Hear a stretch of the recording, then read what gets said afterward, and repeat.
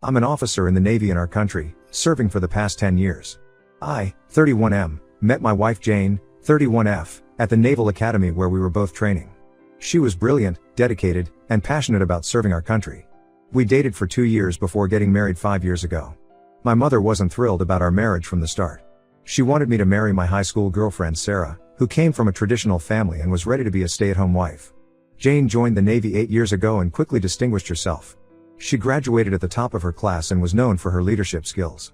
Within a few years, she had earned her rank of lieutenant through hard work and dedication. Even my commanding officers praised her abilities. I was so proud of her achievements, but my mother always made snide comments about how Jane was too focused on her career and not enough on family. Last year, everything changed. During a routine training exercise, there was a catastrophic equipment failure. Jane was leading her team through a simulation when a cable snapped, causing severe injuries to her leg and back. I still remember getting that call and rushing to the hospital. The next few months were hell. Jane underwent multiple surgeries and intense physical therapy. She fought hard to recover, hoping to return to active duty. Throughout her recovery, my mother kept pushing her agenda. She would visit Jane in the hospital and make comments like maybe this is a blessing in disguise or now you can focus on giving deaf children. She even brought pamphlets about stay-at-home mom support groups. Jane was polite, but I could see how much these comments hurt her. 6 months ago, the medical board made their decision. Jane was declared unfit for active duty and was medically retired. It devastated her. She had lost not just her career but a huge part of her identity. The recovery process was mentally harder than the physical healing. She went from being an active, respected officer to suddenly having to redefine her whole life. Last week, my colleague Lieutenant Raj Kumar announced his wedding. We've served together for 3 years and he's getting married to his longtime girlfriend. The invitation arrived at our house addressed as Lieutenant and Mrs. Dev Maxey. When Jane saw it, she went completely silent. Then she pointed out that according to military protocol, it should have been Lieutenants Dev and Jane Maxey. In our country, retired military personnel retain their ranks. It's a matter of respect for their service. Some officers add retired before their rank, while others use their rank as is. It's a personal choice, but the rank is theirs to keep. Jane has always been proud of earning her rank and wants to be acknowledged by it. I tried explaining to Jane that Raj probably didn't think too deeply about the address.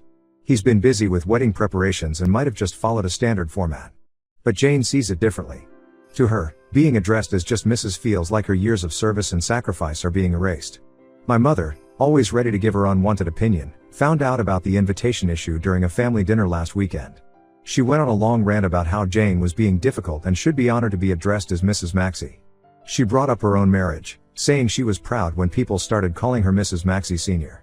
Then she started her usual speech about how women in the military lose their femininity.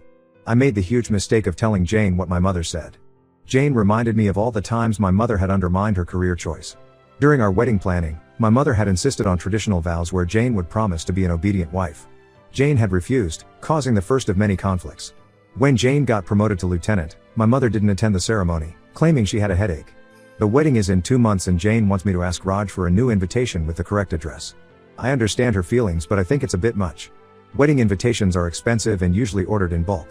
Plus, Raj has always been respectful of Jane and her rank. I don't think he meant any disrespect. I suggested we just attend the wedding and let the invitation issue go, but Jane accused me of invalidating her feelings. She said if I won't stand up for her respect, she won't attend the wedding. My mother keeps sending messages saying Jane is being childish and suggesting we see a counselor to address Jane's anger issues. My sister thinks I should support Jane and ask for the new invitation.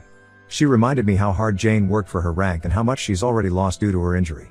My father, ever the peacekeeper, says I should stay out of it and let Jane handle it herself. My mother has now started calling other family members to complain about how Jane is causing unnecessary drama. I feel stuck between supporting my wife and keeping the peace. Jane has already lost so much with her medical retirement. I see how much she struggles with her new reality. Every morning, I watch her wince in pain as she does her physical therapy exercises. She's trying so hard to build a new life while dealing with constant pain and the loss of her career. Part of me thinks asking for a new invitation is a small thing if it would make Jane feel respected and acknowledged. But another part worries that my mother will use this to further her narrative about Jane being difficult and demanding. I don't want to create workplace drama with Raj either. I need advice on how to handle this situation without making things worse. Should I ask for a new invitation? How do I deal with my mother's interference?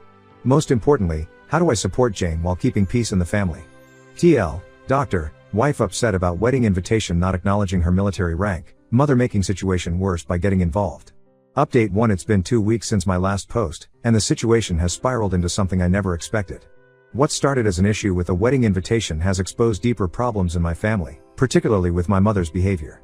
After my last post, I decided to have a serious talk with my mother about respecting boundaries.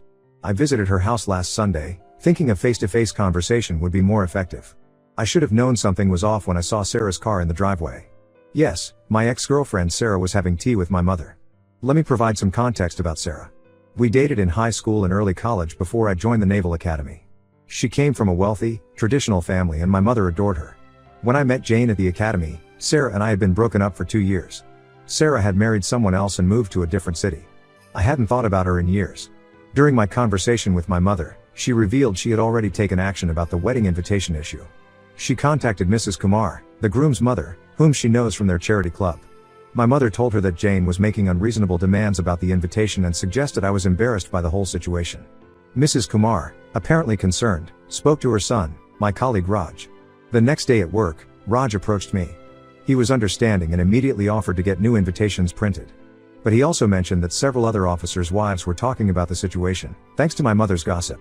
I was already dealing with this mess when Jane called me at work, crying. She had just come back from physical therapy and stopped at our local coffee shop. There, she overheard 2 Navy wives discussing her situation. They were saying she was causing drama because she was bitter about her medical retirement. One of them even suggested she was using the invitation issue to get attention. Jane traced these rumors back to my mother. But the worst part was yet to come. Jane's friend Maria, another Navy wife, sent her screenshots of a conversation from the Navy Wives social group. My mother had been sharing details about Jane's medical condition, recovery struggles, and even suggesting that Jane was mentally unstable due to her retirement. When I confronted my mother about this, she defended herself by saying she was protecting me. Then she dropped the real bombshell. She had been meeting Sarah regularly for the past few months. Sarah got divorced 6 months ago and moved back to our city. My mother saw this as a sign that I should reconsider my marriage to Jane. Apparently, my mother and Sarah had long discussions about Jane's behavior. Sarah, according to my mother, said she would have been honored to be addressed as Mrs. Maxey and couldn't understand why Jane was making such a fuss. My mother even showed Sarah the wedding invitation and they both agreed Jane was being unreasonable. The betrayal goes deeper.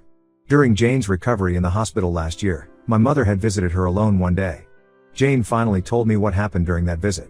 My mother had suggested that I deserved better than a broken wife and that perhaps this was a good time to rethink our marriage. She told Jane that Sarah was unhappy in her marriage and had always regretted letting me go.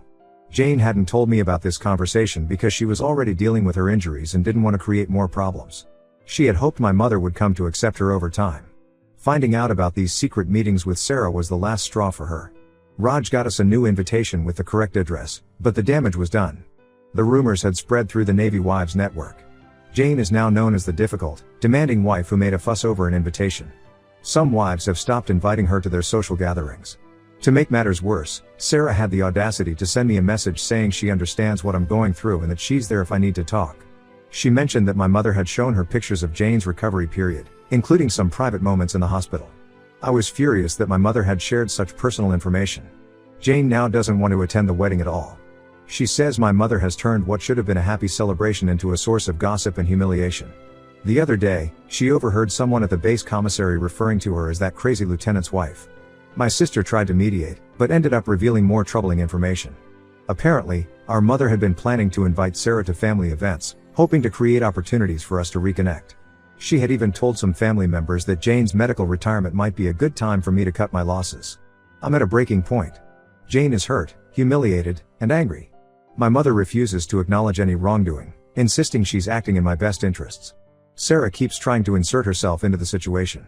And my colleagues and their wives are all watching this drama unfold. Jane has started seeing a counselor to deal with the emotional toll of all this, on top of her ongoing physical recovery. She's suggested we move to a different base after the wedding. Part of me thinks she's right. We both need a fresh start away from all this drama. I haven't decided how to handle my mother yet. Her actions have crossed so many lines.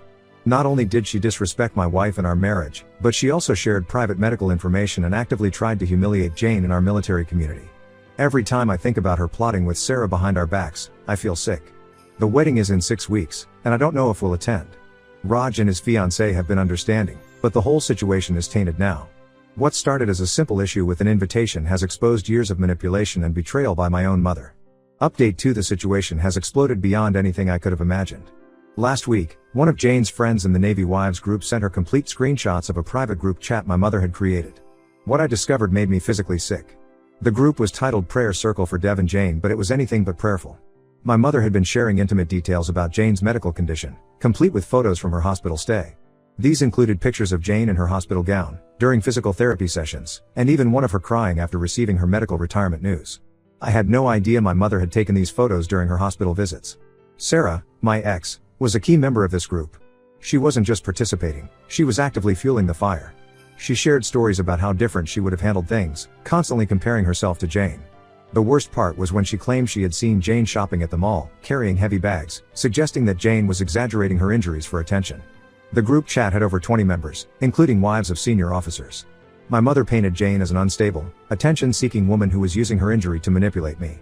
She shared private conversations from our family dinners, twisted to make Jane look bad. She even speculated that Jane's mental state was deteriorating and that she might be developing a personality disorder. The conversations went back months, predating the wedding invitation incident. They discussed everything from Jane's physical therapy appointments to our private arguments. My mother had been monitoring our lives through the neighbors and other Navy wives, creating a detailed narrative of our marriage problems. When I confronted my mother with the evidence, she tried to justify it by saying she was seeking support from other military families who understood our situation. But the chat logs showed a different story. She had been orchestrating a systematic campaign to discredit Jane in our military community. The most disturbing revelation came from an unexpected source. My sister finally broke down and told me the truth about our mother's obsession with my marriage. Apparently, our mother had once dreamed of joining the military herself. In her youth, she had applied to the military academy, but our grandfather forced her to withdraw her application. He believed women belonged at home, not in uniform. This explains so much about her behavior.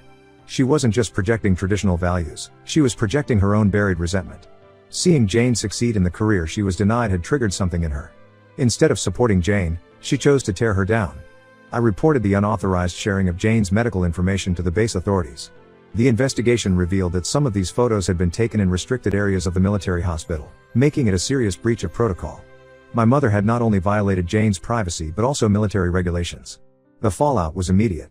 Several officers' wives involved in the group chat faced disciplinary actions through their husbands' commands. Sarah was banned from entering the base. My mother's social standing in the military community, something she prided herself on, was completely destroyed. Raj, my colleague, has been surprisingly supportive through all this. He and his fiancée visited us at home to personally apologize for any part they played in this mess.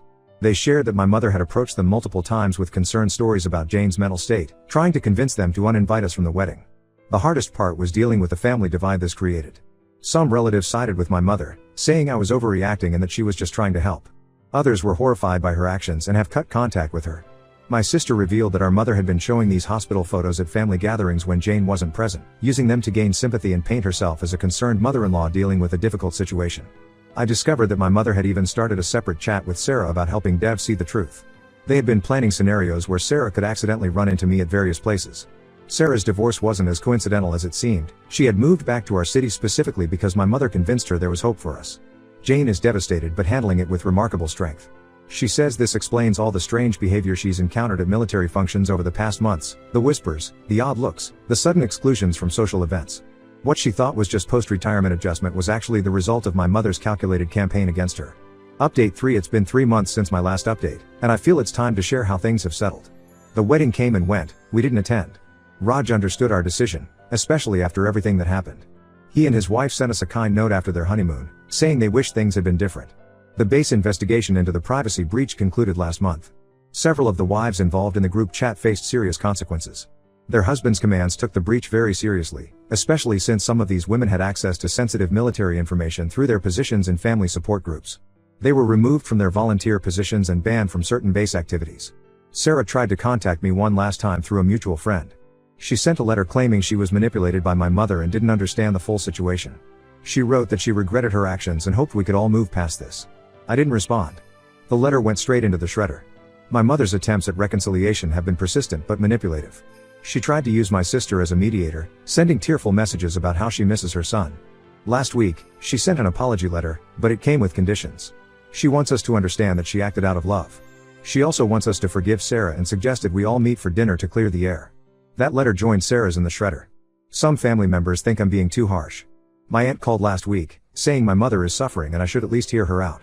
They don't understand that this isn't just about the group chat or the wedding invitation. This is about years of undermining my wife, violating our privacy, and trying to destroy my marriage. Jane has shown incredible strength through all this. The base authorities not only addressed the privacy breach but also took steps to restore her reputation. The base commander's wife personally apologized to Jane and has been actively including her in military spouse events. Many of the wives who were in the group chat have sent individual apologies, admitting they were wrong to participate in my mother's campaign. We're moving forward with our lives. I've accepted a position at a different base across the country. It's a good career move for me, but more importantly, it's a fresh start for us. Jane is excited about the move. She's been in contact with the military spouse support group at the new base, and they've been welcoming. I've maintained complete no contact with my mother and blocked her on everything.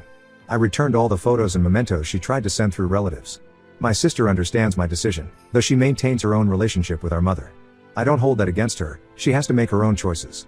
Looking back, the wedding invitation was just the trigger that exposed years of toxic behavior.